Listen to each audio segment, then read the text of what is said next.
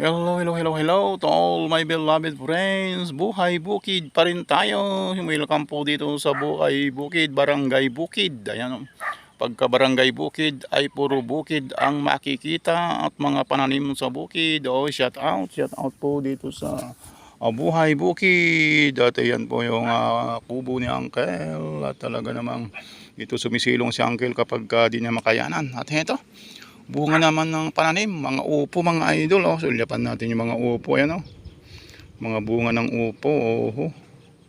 Upo naman sa barangay upo. Ayan, mga upo idol.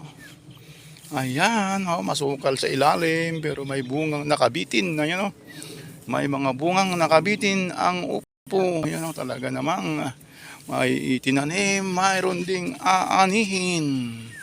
Ayan, mayagpag naman ang mga gulay na upo. Ayan, yung gulay na upo mga idol.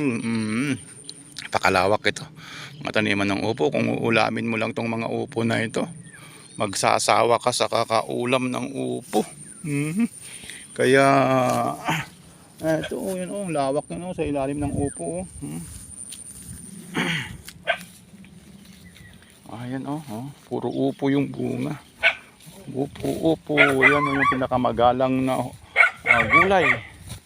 Ang pinakamagalang na gulay ay upo.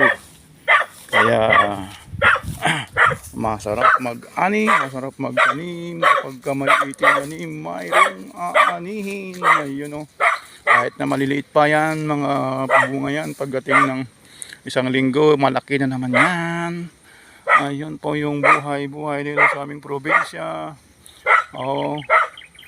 Tanim-tanim lang tayo mga idol. Sipag-sipag lang tayong magtanim-tanim dito sa bukid. At siguradong mayroon tayong aanihin kapag may itinanim. Ayun, Thank you very much sa inyong patuloy na panonood sa aking mga video in-upload.